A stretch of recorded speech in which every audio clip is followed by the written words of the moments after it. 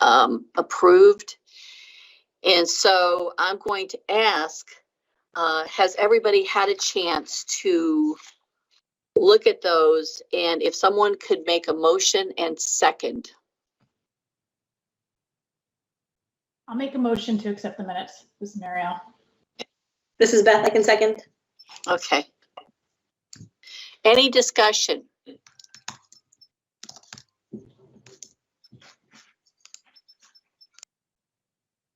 Okay, and hearing none, no points for discussion. Just if you could raise your hand, or just because this is all visual, it's hard to really get a count. Just raise your hand if you're in favor.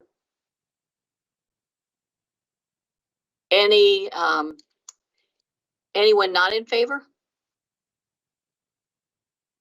Any abstentions? Okay, so the March 9th minutes are approved. Okay, and the next thing, I know Jesse, you and Lucy, do you want to talk about the pamphlet? I know that you had a lot of feedback. If y'all could just maybe give a kind of sort of an update. I don't know who wants to talk. Sure, I'll start. And because we had some, I don't know, thoughts, but I think looking at it as the brochure and having all the language in there, which I know we did a lot of work on before, but there's definitely needed some changes. And so we've worked on some of them, and I've sent out to Planned Parenthood for some of the changes on some of the, like the STD and the PEP. But I haven't heard back from them yet, so I've just been, and I actually didn't get the changes until last Thursday, so it's been, it's, I think with people being on vacation and everything like that, it's been really difficult. So I think that we were, but we really appreciate everyone's turnaround when we sent it out the second time, because we got some really good information, and I know that Lori has included it on this, and so now we're both going through the brochure again, and because now that you can see what it looks like, it's a little bit easier to visualize it. And then so we're not going to have it ready to go today. There's no way it's ready to be voted on today. So we want to make sure that everyone vets it here as well. So, and then what I was thinking we could do, and I said to Lori yesterday, was that perhaps what we can work on it and send it out again for everybody to do. And then if we like it, then we could do a vote, a vote, internet vote, if that's possible, to get it moving, because our next meeting isn't until September, correct? Yes, correct. So, yeah. And I know September she's anxious 15th. to get it done because, DPH is anxious to get it done. Oh, yeah. But one of the things when Jesse and I were looking at it, and there's the child sexual abuse piece, and I don't know, we were wondering, because it's very long, right? It's a big, long brochure, and we were wondering if it makes sense to pull out the child and have a child sexual abuse piece that's just like a separate brochure. I don't know if that's doable, right? I haven't talked to Lori, I haven't talked to anybody at DPH, we haven't talked to anybody about it, but I don't know what your thoughts, because it's such a different, it's a different way to respond to child sexual abuse as you do for not regular, I'm sorry, bad wording. No, but you know what you mean. So I think that's a really good point. I don't know what other people have thoughts on this. Anybody want to chime in? I think this is Beth. I mean, I think there's a couple of things I want to contextualize, but I think it's possible. Our challenge right now is there's nobody at DPH who is working on this with us. So Lori is a consultant. Once Edith left, and we've had some of these ongoing challenges, I adore everybody at DPH who's done a great job working with us, but there's nobody who is working on this project right now, and there's nobody supervising. So there's 3 vacant positions right now, essentially. So our challenge is, and this is what's happening with our regular right alliance work, is that we could very well come up with something, but unless we get DPH to commit to that, and probably get Amy Mizrahi to be the person to commit to it, who's really the only person right now who is doing any of this work, I don't know that it would matter whether or not we think that we should do it, because it's going to matter whether or not DPH is willing to pay for Lori's company to do that work and then for the production of it. So it's been a little bit tricky. I mean, I want to also acknowledge that our team has done a great job of trying to, we sort of were asked, like, do you have suggestions? We said, yes, we gave folks a whole bunch of information, and this is what came out. And I think that everybody's done a great job taking everything in stride and all the feedback and putting that in there. But it is a DPH project, right? So the real challenge is it's not actually us who is working with Lori and her as a contractor to do the work. So where is Robin in all of this? Robin has been, she has attended a couple of meetings. We had some funding meetings and some challenges with the start of fiscal year things recently. She's been a part of it, but she's not part of any of these conversations about this brochure. Okay. And generally it's Amy, again, Amy Mizrahi, who tends to be the person who would actually be giving any of the approvals for any projects or things like that. But it's also a challenge right now. You have lots of folks who have recently retired and pivoted away, so they're short. It's been a real challenge getting folks together is a problem. Across the board at DBH for sure. Yeah, it's. So, just because Beth isn't on these emails, I just want to make that we, Amy and Robin, are both on the emails going back and forth between me and Lori. Right. So they do know, if they're reading their emails, a little bit about what's going on. But we haven't talked about, I know that there was a concern when June 30th hit, if Lori was going to be able to continue to do, and she did get permission to do that. So, yeah, and I agree. I haven't talked to Beth about this. I've been out. But that, doing the, trying to pull out the child sexual assault piece. I have no idea if that's doable or not. So. I mean, opinion-wise, I think it makes sense, but I get what we're saying at this point, which is we're kind of in a bind on right. How this project's going to continue to roll out and whether we can have flexibility at this point. But I opinion-wise from this group as a committee, I think it is, like you're saying, it's not something that I think would be a bad idea to piece it out because it is more particular.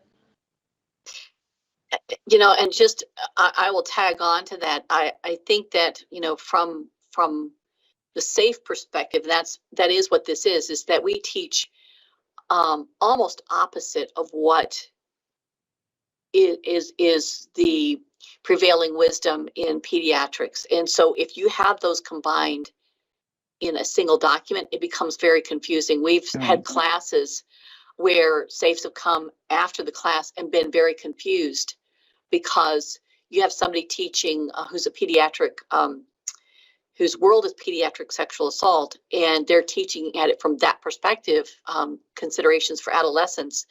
And then you have someone else from Planned Parenthood who's coming back in and saying, but we have to correct this because this is not an appropriate standard of care for the adult and adolescent.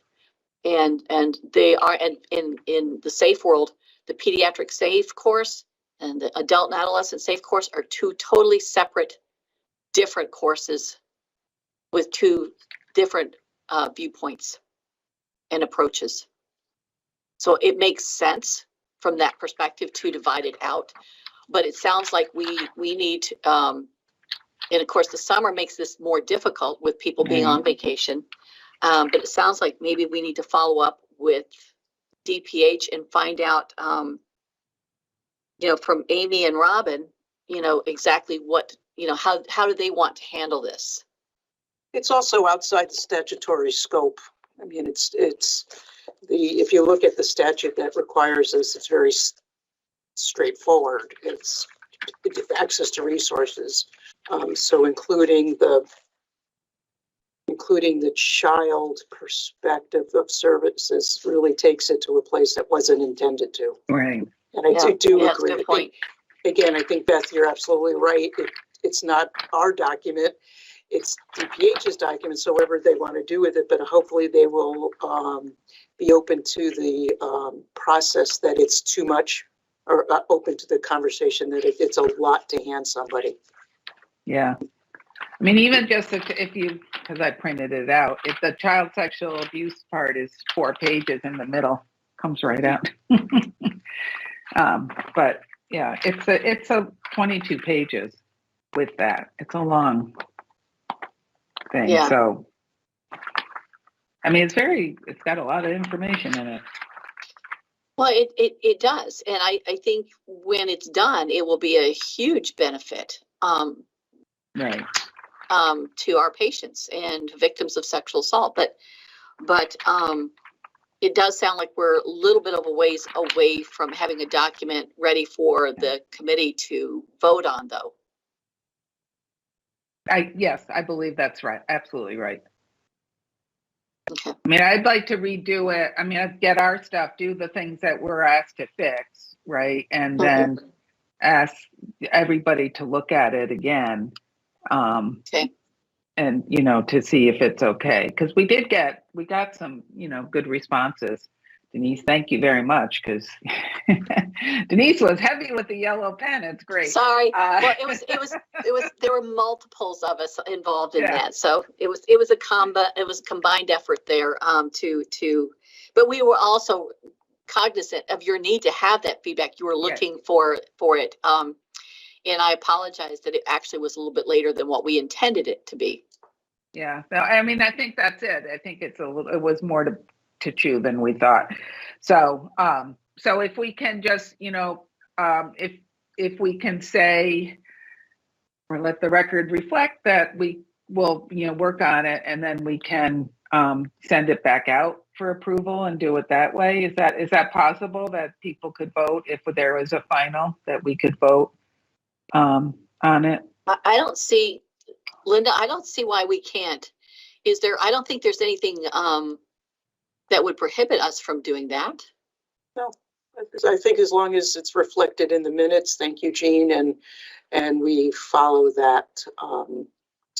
So I think that's fine. Okay. So I'll do that. I'll talk to Lori. I'll send out email, and we'll have everybody on it, and letting them know what happened at the meeting today.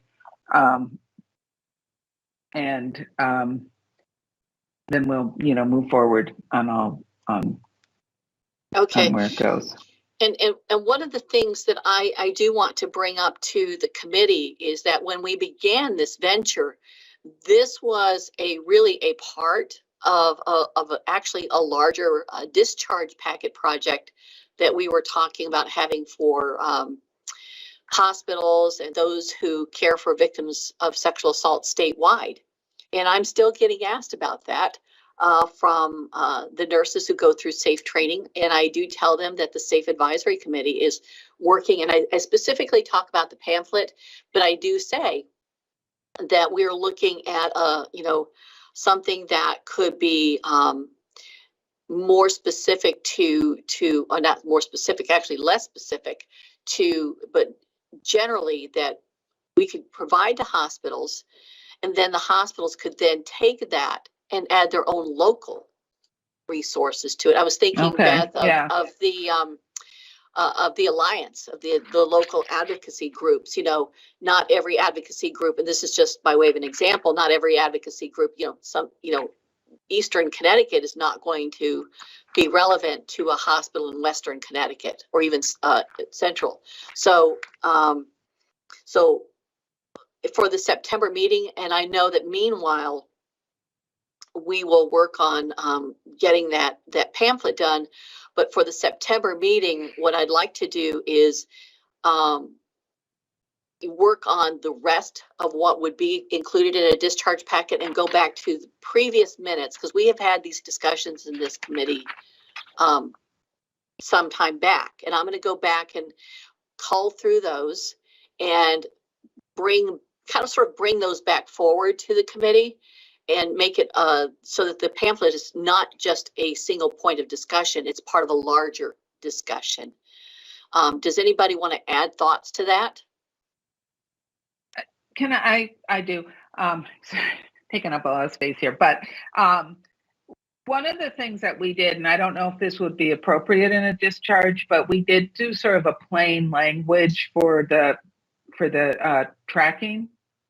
And that's going to change, I know, once we get a new tracking system. But right now, and I know people when they're discharged, they get the sheet, right, that is in the kit. But this was sort of more of a plain language, like, and that advocates could give. Would that be an appropriate thing to put in, like a discharge? Yes, certainly the lab, and I think Danielle would want to. Yeah, Lengrid would want to be a part of that as. Yeah, I think she's looked at it. We've had it. Well, I mean, they get something now, right? Yeah, they get what's in the kit, so it's good. I mean, we all worked on it, right? Right, right. I'm trying to remember. I was like, I know I sat in on some meetings about it. Yeah, but this was something that we wanted our advocates to be able to have so that they could talk about it. Maybe more simple. Yeah, like you're saying, just more kind of quick overview, simple language. I understand what you're saying. Yep. Yeah. So for that September meeting, and I'll send this out in advance because I know we had an entire list of things that we were looking at the very beginning of this discussion some months ago. And I'm going to bring that forward so that we can not only have the pamphlet as part of our discussion, but also the rest of it, because the pamphlet is not going to be, yes, it'll be a standalone, but it will be accompanied by other things to address. We want this to be a robust discharge packet for the entire state, and something that then can be taken by the different hospitals and add their own local resources, their local police departments, their local advocacy groups, so that it is specific for their patient population. So any other discussion before we move on? Okay. Oh, I'm so sorry, Denise. Before you, I guess my question is, in terms of advocacy about the two separate brochures, I get like we have a plan for our current content though. Is that something that you all are going to approach DPH about? Do you want us to approach DPH about creating the separate pediatrician one, or pediatrics, sorry, not pediatrician? I think it's outside the scope. We're just going to let it be. Okay. Yeah. Denise Poncini is on here. Denise, I think this is beyond our scope. Do you think, am I correct in saying that? Without having the authority in front of me, I'll take Linda's word for it. But if you have a scope of what this is supposed to be, then you need to stay within it. If we had a conversation and DPH was interested in doing it and they had resources to do it, is that something that you would, even though it's outside of the scope of what you are charged with in terms of statute, is that something that the group would still want to do? I can follow up on an email. Just ignore me right now, Denise. I'll email you, and I don't worry about the conversation. Yeah, I kind of hesitate to go into uncharted territory here. Okay. So, and one of the things, and let me just say this because I did omit mentioning this, this meeting, and it's one of the reasons for my hesitation, this meeting is being live streamed, and it's also going to be archived. So anybody who wants to go in and look at this meeting a year from now, they can do so. And viewers can also go to the Judicial Branch YouTube page and view it. And they can also check, there's a link on the S.A.F.E Advisory Committee website page that they can actually go on. So I should have mentioned that back when I brought the meeting to order, but it is important to note. So with that said, we'll go ahead and move on. It says SAFE training program update, but really this is a much larger conversation. If you looked at the minutes from March, one of the things we talked about was that there was our training manager had retired as of March 1st. and that the position was going to be posted. And because we did not have a May meeting, I did not provide an update on that. So the position was posted, and unfortunately there were no qualified applicants. So that position is, unfortunately, it is still open. It's not been reposted. I do believe that at some point in time it will be reposted, but just not, it hasn't been reposted since. One of the other things that is going on, we talk about good problems and bad problems. It's a good problem to have that we're kind of in these historical waters where for the longest time we were looking for staffing for the S.A.F.E program. And with the help of Sherry Watson, who's not here today, she had sent out in the last class, for the spring class, she had sent it out through the Connecticut League for Nursing. And we currently have, because of that, we currently have 8 new S.A.F.Es that are coming into the program. They're just all now getting on the calendar to precept. And then she then sent out another mass email, this was a couple of weeks ago, through the Connecticut Nurses Association, who she represents on this committee. Somewhat to my surprise, there were nearly 200 inquiries. That is phenomenal. And yes, so of those, because we went back and forth, I did respond to all of them. I'm still actually getting, as of this morning, I'm still getting inquiries in.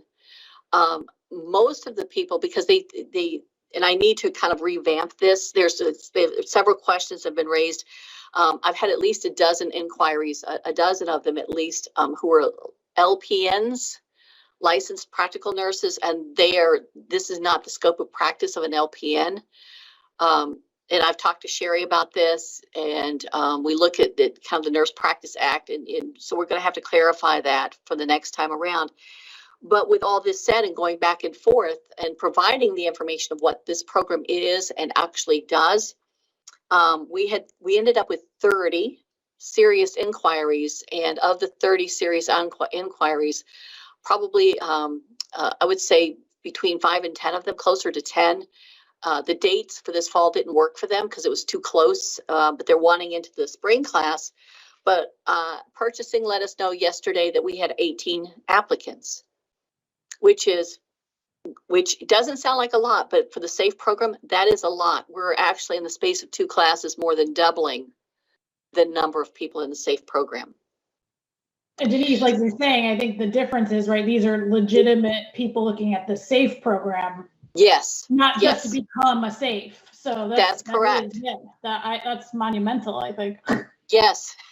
Yes. So this is wonderful. This is wonderful. And we had looked at, and I believe we had discussed in this committee the idea of being a response program versus being just a training program. I shouldn't say just a training program.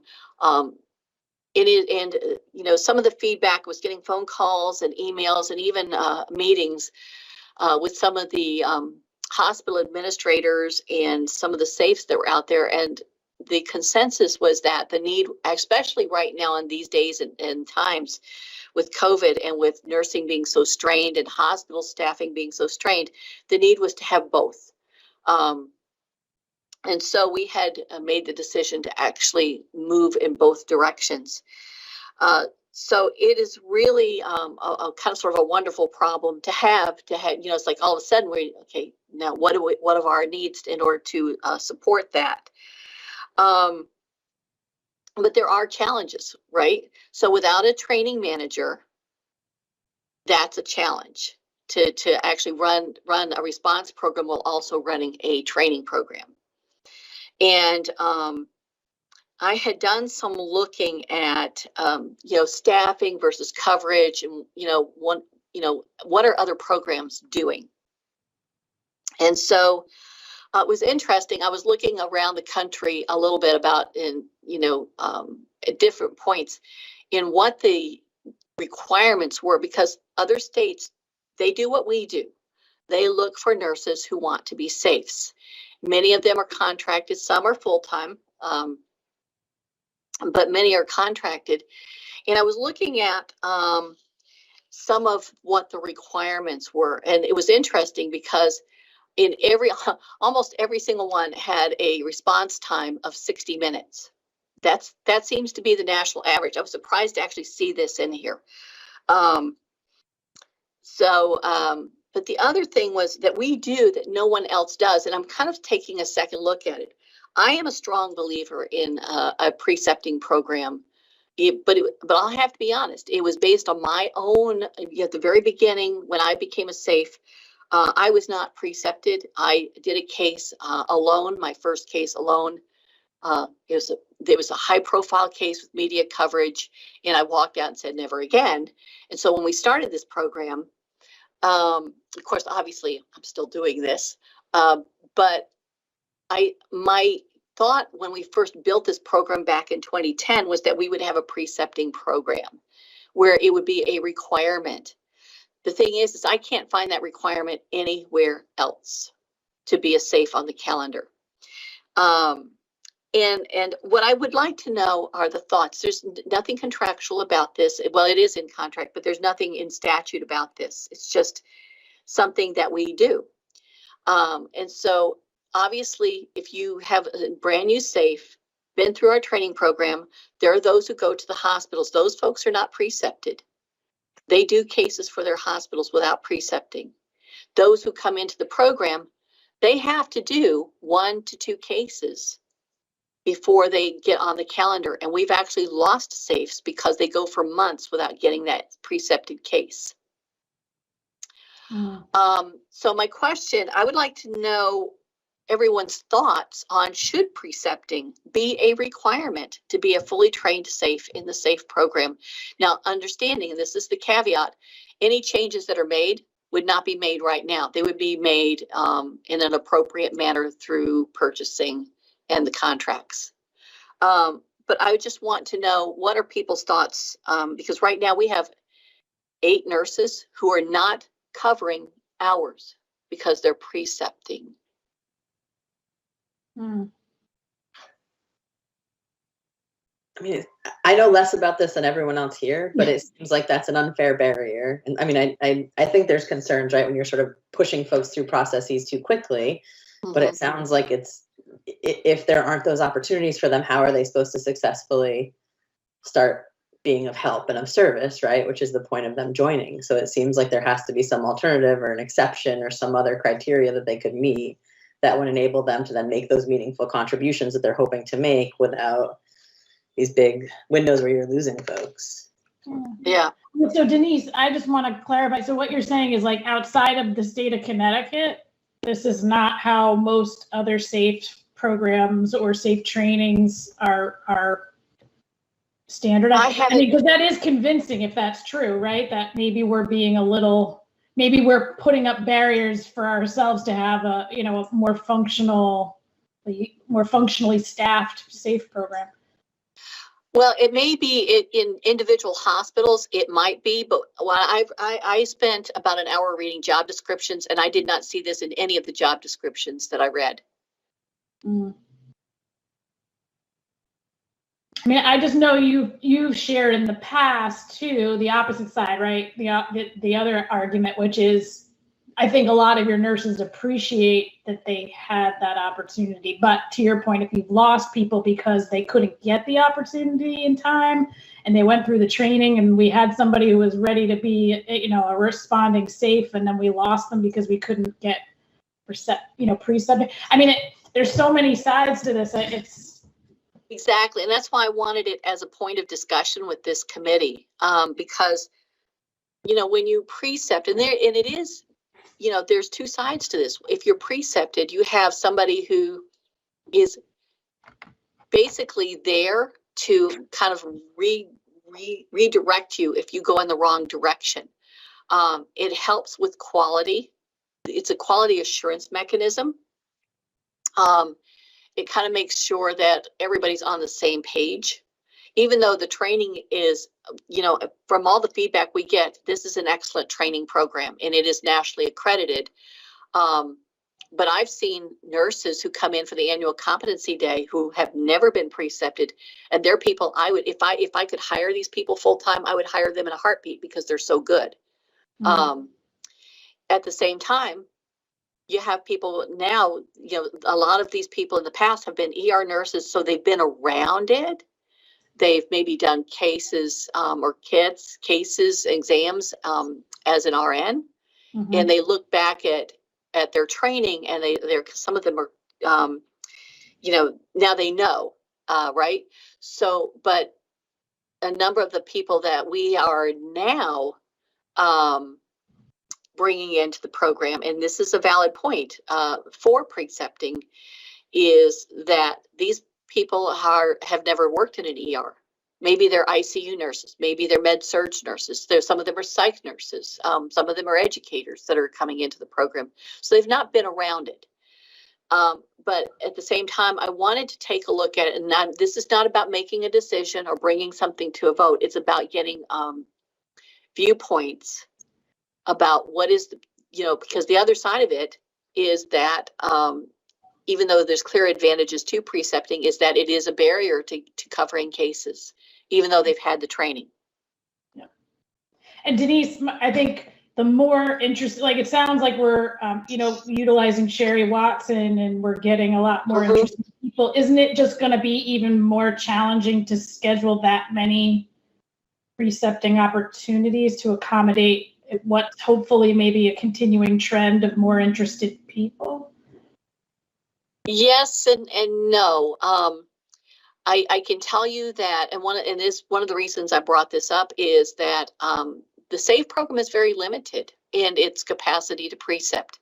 So, and it kind of reminds me of the early days in 2011 and 2012, when we had people who really, in the scheme of things, would not have qualified, would not have met any qualifications to precept, but because we didn't have preceptors, and I was doing all the cases back then, or 90% of them,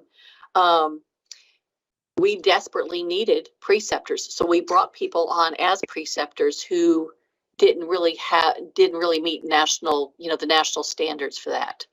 And there are national standards for instructors. It's at least 2 years. And that was the other thing that I saw in all these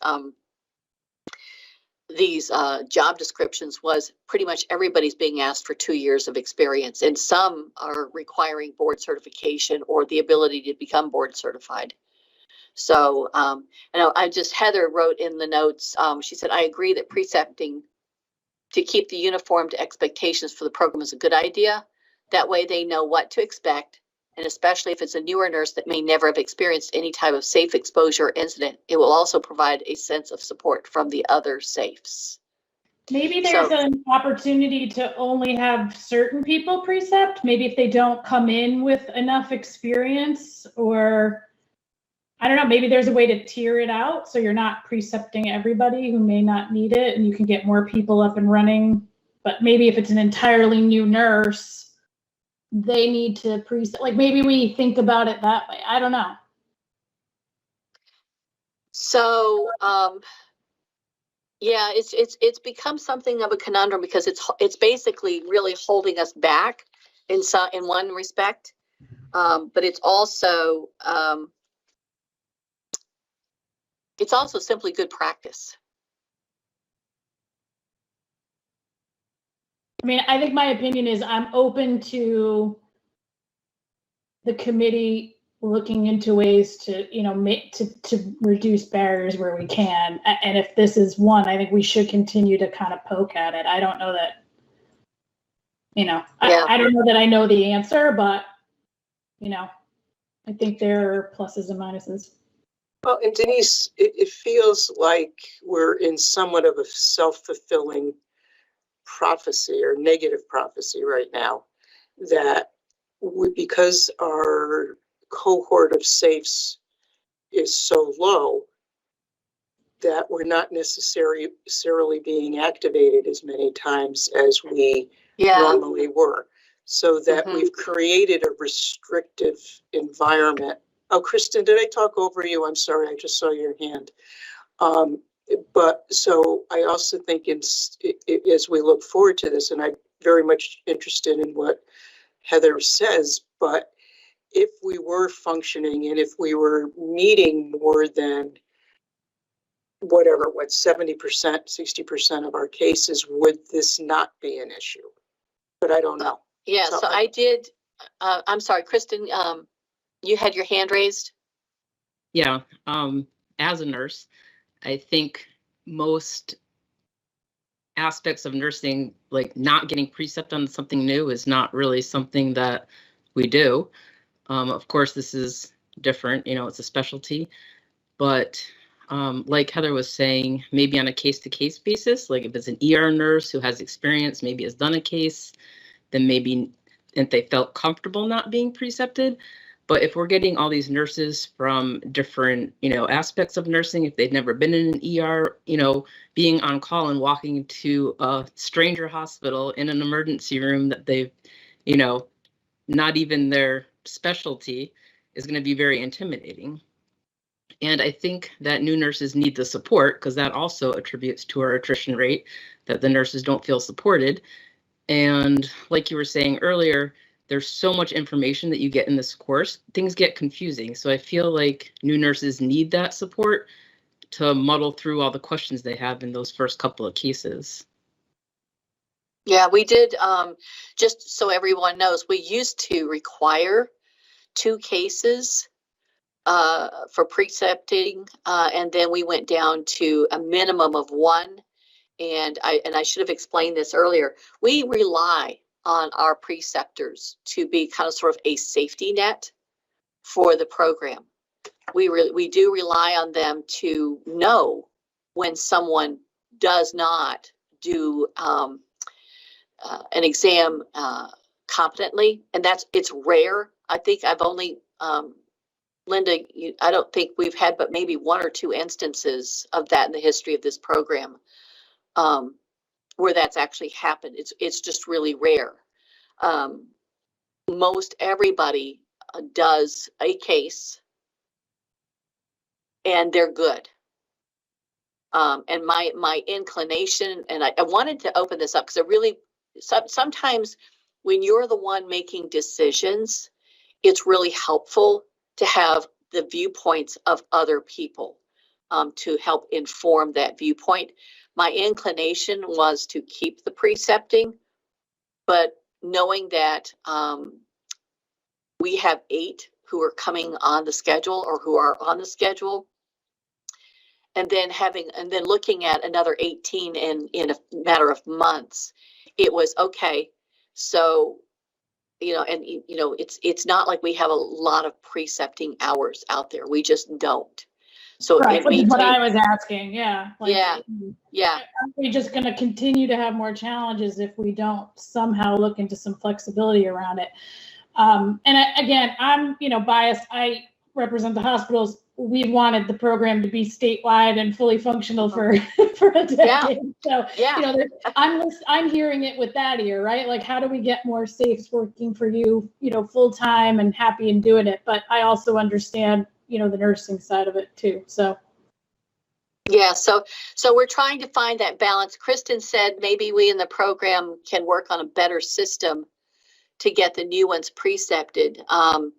You know, and maybe it is a selection process. Maybe if we have a SAFE who has been doing cases as an ER nurse and they're comfortable not being precepted, maybe we can look at an opt out but if you've never done a case, then that becomes a requirement. So, you know, I just really wanted to get some feedback from those on this committee to kind of sort of help inform our own decision making with regard to this, because we want the SAFEs to be out there covering the hours and covering the cases, but we also, there's the quality side of things. We want to make sure that the quality of evidence collection, the quality of care is also what it is intended to be, and to make sure that there's no liability involved in this. And I think overall, I think we do a pretty good job of it. It's just, you know, when you have limited resources, you've got to kind of re-examine things a little bit. So, any other thoughts on that? Okay.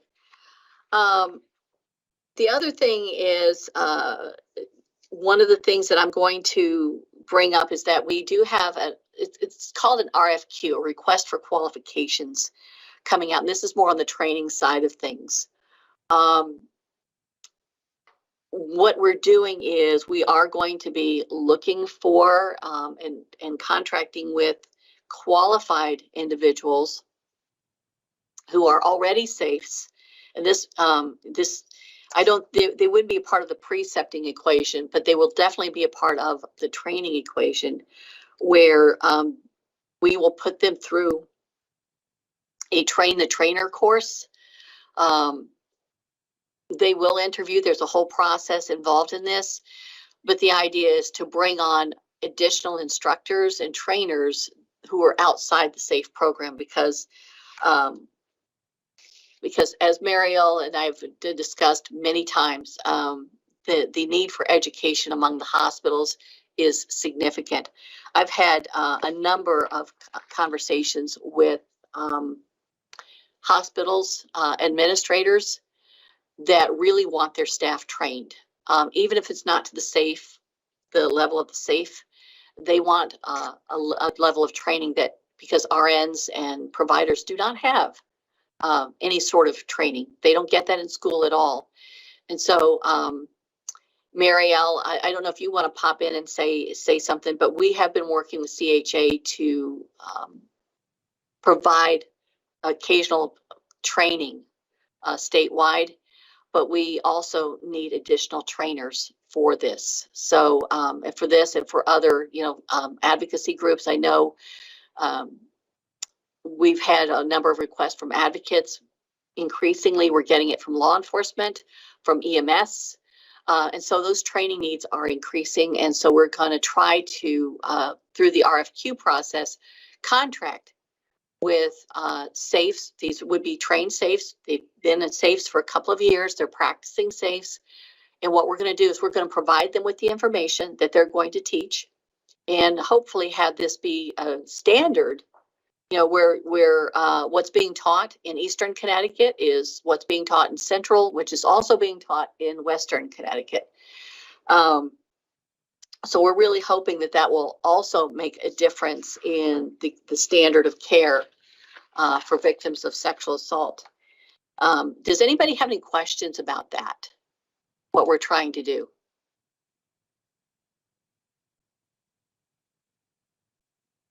There are no questions, but Denise, again, this is Mariel from the Hospital Association. Yes, as you know, we would offer as many opportunities as you had trainers to provide. We partner with you on, offering that out to the hospital. So I think it sounds like a good plan. And you have discussed this in other scenarios as well. And even as we have hopefully an upcoming training opportunity in which you are hopefully going to be able to utilize all your SAFEs. You've had to do a couple of them because, of the situation with your training position, but being open, but and you do a wonderful job, which is, a beautiful thing when you do it. But yeah, you need help. Yeah, we kind of sort of know that the need is out there. We see the gaps in education, the gaps in service, and we're really trying to work to fill those gaps. But I think once we get more SAFEs, we get more trained SAFEs who are educators. I think that will start to happen naturally. And so when we talk about the SAFE program, we're really talking about two different things. It says on the agenda SAFE training program, but it's really two things. It's the response program, which we're trying to grow in one direction through the SAFE response program, just adding those through the RFI and getting those are the folks that we're talking about being precepted. I realize it can get kind of confusing when we're talking about the SAFE program and the SAFE training program, but when we talk about the SAFE program, we're really talking about a response program and in adding to that number through an RFI application system, and those are the ones that are getting precepted. when we talk about the training program, we're talking about not hiring, but training for the hospitals and hospitals who have contracts with the judicial branch, being able to send staff to train as SAFEs. And those folks are not coming into the response program, although it's worth noting that a fair number, and I had not mentioned this before, but a fair number live outside that 60-minute. I've had nurses from Stratford and Fairfield, down in Sharon, down in that direction say, when we get there, let them know, because now they want to be a part of it, but they just felt like it was unfair to keep victims of sexual assault waiting. And some of them have said that to me. So I think part of the response program, as we expand, and I do expect us to expand, we'll actually see more people coming into the program. We just have to get there. So I do want to open it up with regard to both the SAFE program as a response program, as well as the training program. Does anybody have any questions or any suggestions or ideas about how we can grow this program and kind of add to it?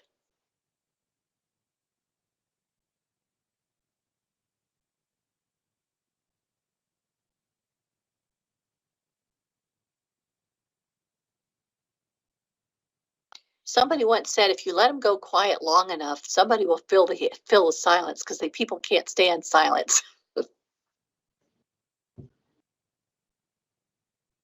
Well, I mean, Denise, I think if you think back to some of the conversations that when a handful of SAFEs met for the strategic planning, Mm-hmm. I mean, I think if we take that information, which was a lot focused on getting this information about the program to various groups, and I think Sherry has been fabulous in getting this to the attention of the two organizations she's responsible for. But again, it does seem like a catch-22 with, and again, Kristen and Heather can speak much more eloquently than I can on this, but it's how do we make this an interesting or a passion experience when nurses as a whole are still dealing with all of the emotional and physical impacts of the last 2 years. I agree, Linda. I don't want to put the nurses on the spot, but I feel like they're the ones that, I'm looking to hear, what they think and,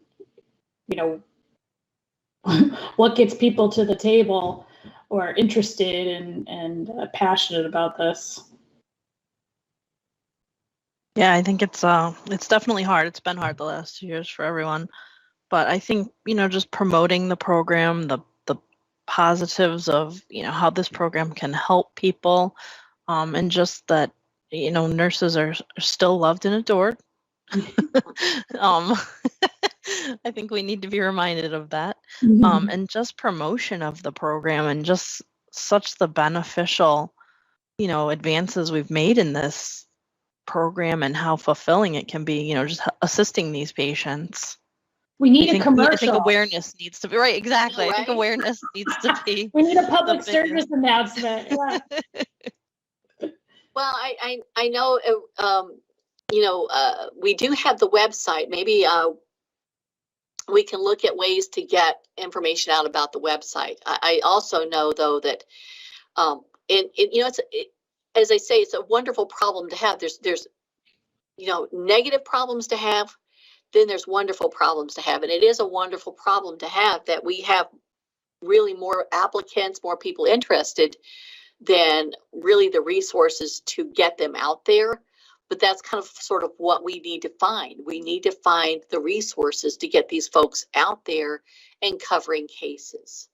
And I think the more we get people trained, the more people that want to be trained. I mean, we're trying to get the SAFE standard of care to be the standard of care in every hospital in Connecticut. And it's just taking a lot longer than what we ever thought it would take. You know, I'm looking at Beth and I'm thinking way back a dozen years ago, sitting in the coalition with the alliance, well, back then it was CONSACs, and the vision we had for a statewide response program that was patterned after Massachusetts. Mm-hmm. And I still have the emails, I still have the fact sheets that were given to legislators, and I you know, you kind of wish you knew then what you know now. I think we would have, you know, strategized maybe a little differently. But, you know, we've come a long ways. But I'd like to think that in another 10 years, this SAFE will be the thing. It'll be routine. I'd like to believe that in 10 years, hospitals will have SAFEs on staff 24/7. And that's on top of our response program. So when I look to this advisory committee to, you know, maybe come up with creative ways of seeing how we can create this as a statewide response program and as a statewide training program, and to really get the standard of care, and also, you know, to partner a little bit more with the different agencies around the table here. Build alliances a little bit closer. I know that for Beth and Lucy, I'm intending to come to the Alliance and ask for a speaker for one of our QAs, because I think we need to you know, really work at that Alliance a little bit more. So, any other thoughts? I think from where we sit, Denise, I mean, for us, right, if you're thinking about sexual assault survivors, the thing that folks need most is consistency, standardization. They need to know what to expect. It needs to be across the board. They need not to wait for hours and hours and hours like they are doing again, right? I'm hearing this again. We've sort of cycled back, right? So part of it is like the care that folks need. If that is ultimately determining it, then you do need a bigger program to do that, right? Like we know what we can now expect from the SAFE program. It also sounds like some of the barriers, though, to having the SAFE program run as intended, right, are some of these other pieces that you were talking about. Exactly. But ultimately, if what we want is for survivors to have the best care, then you do need to grow that program, right? I mean, I really understand the bind that you all are in terms of, do we become the folks who train everybody to do it, right, to sort of increase core competencies across the state? Or do we continue down this track and really push for folks to have this specialized service, which it should be, because it needs to be, you know, available to everyone, but it comes with all these other pieces. Some of that seems like it's just cost, and it's a prioritization of the state. Like that's what it's been from the beginning, is it's a costly program to do it, but it is possible to do it. It's just about where the resources come from. So, I mean, I think in terms of what is best, the best thing is to have the program continue where you're having you know, more training, more things available to increase the skill sets of those folks doing that work. I mean, I don't know if there's any other way to think about that. Yeah, and I think you're spot on with that Beth, is just, you know, you live it, I live it on a 24/7 basis, where there's just, you see the need and you kind of sort of know what you need to do, but it's just getting to that point where you can meet that need. Do you think any of the e-prosecutor data that's going to come out will be helpful in terms of determining how critical it is to have evidence collected in a certain way to allow for cases to move forward through the criminal legal system, right? That if they are done by SAFEs, there's a higher viability of that case, right? But also some of the prosecutor data that's going to come out is just these cases aren't prosecuted. But I wonder if that's a way to think about another data point that shows the need and the relevance of the program. That's a really good point. And one of the things that we've kind of been wanting to talk to the lab about is, what is the quality of evidence collection from the S.A.F.Es versus someone who's not trained? And we haven't really gotten that yet. There's no quantification of that.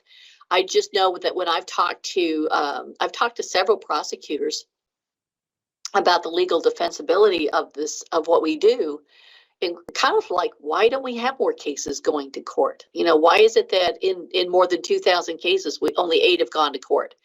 And what they tell me is that they tell defendants that not only was a hit done, but it was done by, they call them an expert. They call us experts. They said it was done by an expert, and that's enough to get the plea bargain.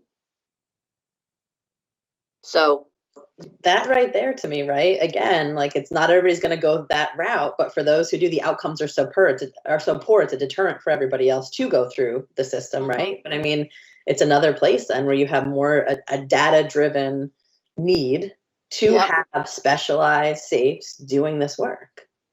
Yeah.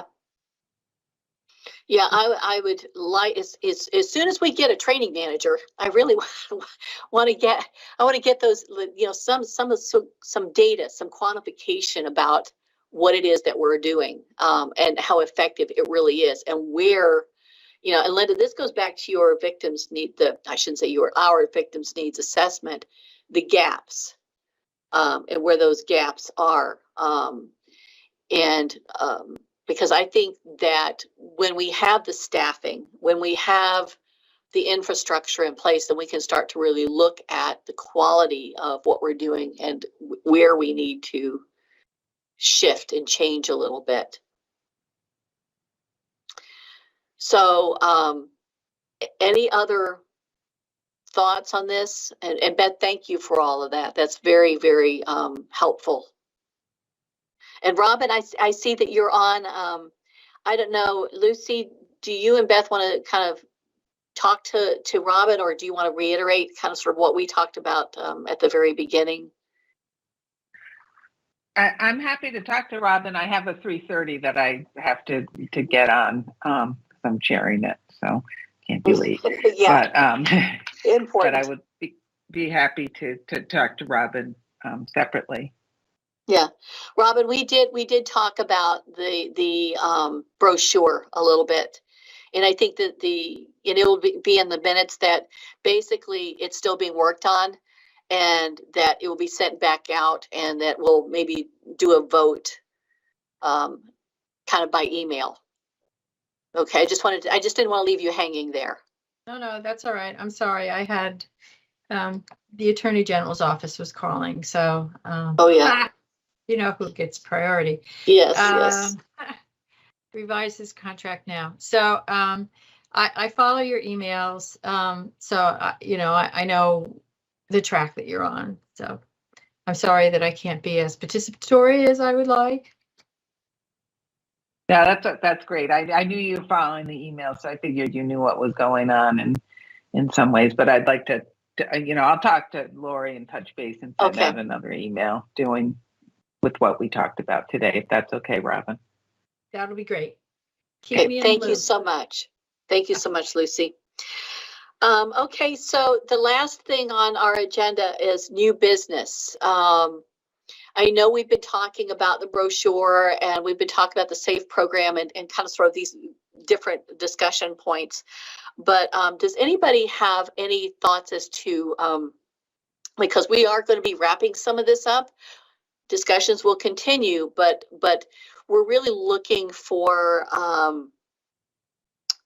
in terms of setting up for next year, 2023 will be a year where we will want to tackle maybe some other issues. So I would like to know, are there any issues that this committee thinks we should be tackling in the upcoming meetings?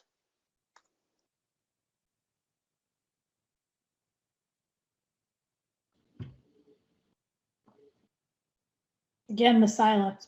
I think, Denise, what we talked about today, I mean, certainly, again, how do we grow the program? How do we, support the need for training staff, and debate on whether or not preceptorship across the board, should be required for every person going through safe train? I mean, I think these are all valid questions we don't have the answer to today. So 2023 sounds like the year to do it, right? I don't know if there's anything new, but I'm sure we'll come up with something. But as of today, I think we've already got a full plate. Yeah, we do. And again, not for new business, but just kind of sort of regrouping. Our next meeting is September 15th from 2 to 3:30. So if you want to put that on your calendar now, we're going to continue discussion with the discharge packet along with the brochure. That will also be 2 days after the fall class begins. And I'm hoping that we will have, I believe we will have maybe one of our largest class, if not our largest class ever. So I will be giving an update on that, and we'll continue our discussion about how to grow this program. And so if there's not any further questions or comments, at 3:05, we will adjourn this meeting. And thank you all for taking the time. I know it's busy. Nice to see everybody. Yes, it is.